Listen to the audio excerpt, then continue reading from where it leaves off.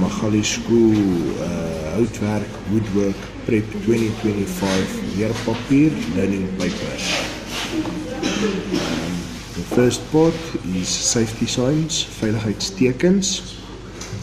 So on the left we have your safety signs. On page 1 it is the sign for no running, die teken vir jy mag nie hardloop nie. The second one is for no learners that may use machines. Geen leerders mag met die masjiene werk nie. The third one is keep the workshop clean. Hou die sentrum skoon. The last one on the page is you may not leave the workshop without permission. Jy mag nie die sentrum sonder toestemming verlaat nie. Then when we go to page 2, the safety signs are as follows. The first one is wear an overall, dra jou oorpak. The second one is to wear ear protection, dra oorbeskerming. Then we have clean up after yourself, maak skoon as jy vuil maak. Wear safety goggles, dra veiligheidsbrille. The floor is slippery, die vloer is glad. And the last one is pack away tools when you are finished using them, of sit gereedskap weg of terug wanneer jy dit klaar gebruik het. Bladsy 3, page 3, we have the safety measures, die veiligheidsreëls.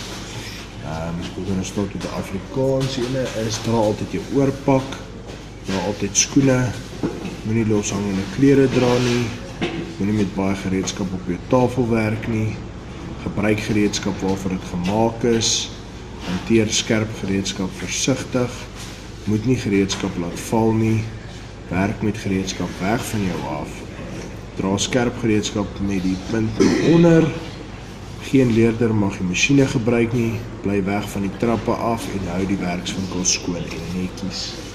In English, we have always wear your overall, always wear shoes, do not wear loose hanging clothes, don't work with a lot of tools on your table, use tools for the purpose that it was designed for, handle sharp tools carefully, don't drop tools, use tools away from your body, carry sharp tools with the edges facing the floor, no learner is allowed to use the machines, keep away from the steps and keep the workshop clean. Page 4, bladsy 4, is PPE of PBT, Personal Protective Equipment, persoonlike beskermende toerusting. On the left we have all the Afrikaans names, on the right we have the English, so een oorpak, overall, is the first PPE, the second one, veiligheidsskoene, safety boots, veiligheidsbrille, safety goggles, oormouwe, earmuffs.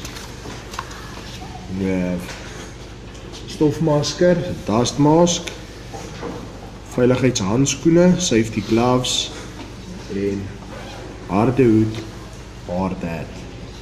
At the bottom of page 5 we have types of wood, die verskillende tipes hout, algemene houtsoorte, general types of wood, so denhout, eikehout, kiaat, mahogany, meranti en rooshout. So the general types of wood, pine wood, oak, African teak, mahogany, meranti and rosewood. Off to page 6, we have different hand tools. Please make sure that you write the name of every tool, that you do not just write clamp or screwdriver. So jy moet die naam, volledige naam van elke gereedskapstuk benoem, nie net klamp of skroevedrywer. So first is G-clamp, G-klamp, flat screwdriver, platpunt skroewedraaier, combination square, kombinasiewinkelaak, clawhammer, clawhammer, combination plier, kombinasietang, tenon saw of die rugsaag, tape measure of die maatband, star screwdriver of die sterpunt skroewedraaier, miter square vir stekwinkelhaak, and then on the next page, the last one is the builder square of die bouwerswinkelhaak. Then in your test, you will find that you have to draw and name or only name a standing drill press. So in jou vraestel kan jy verwag om 'n staanboord te teken en benoem of net te benoem. So hier is die korrekte name, the correct names of the parts are as follows. At the top part we have the gears. Moving down, it's onto the handle, die handvatsel. Then we have the switch, die skakelaar. Moving to the back, it's the motor. Die agter is die motor. Then we have the chuck. That is the part that holds the drill bit. So ons het die klembus, dis die gedeelte wat die boorpunt vashou. Then we have the drill bit, die boorpunt. Moving down we have the table of die werkstafel, and at the bottom we have the base. Ons het heel onder die voetstuk waarop hy staan. Going to the next page, we have electrical machinery, elektrische gereedskap. So the first electrical machine we have is the bandsaw, dis die bandsaag. Then the handheld electrical saw, die handsirkelsaag. We have the electrical hand drill, die elektrische handboor. The handheld router, die verdiepskaaf. En dan die jigsaw. In Afrikaans is die figuursaag of die wipsaag. And then the last part of the learning paper is a activity to help you with measurements. So die laaste gedeelte van die leerpapier is 'n aktiwiteit om jou net te help met jou meetwerk.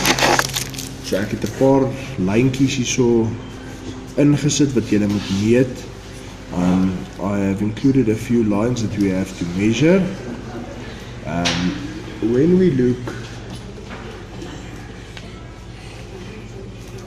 we look at measuring, we measure in millimeters, like you can see on the ruler. We always start on the line, never start at the start of the ruler, but on the line. So when we start on the line of the millimeter, and we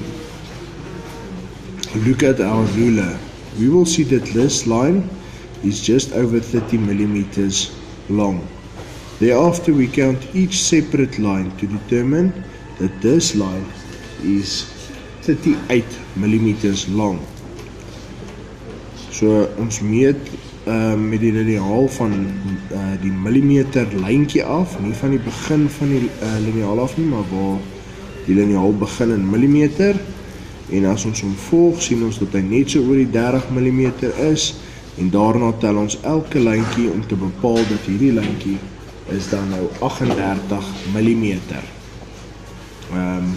If we follow with the rest of the lines, we see 76, so as ons volg op die volgende lyn is het 76 millimeter.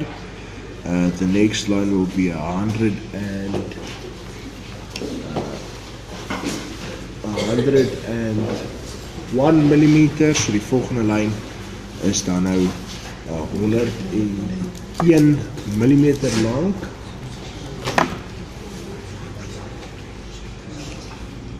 The next line is just 12 millimeters, almost 13 millimeters. Die volgende lijntje is dan 13 millimeter lang. And the last line we will see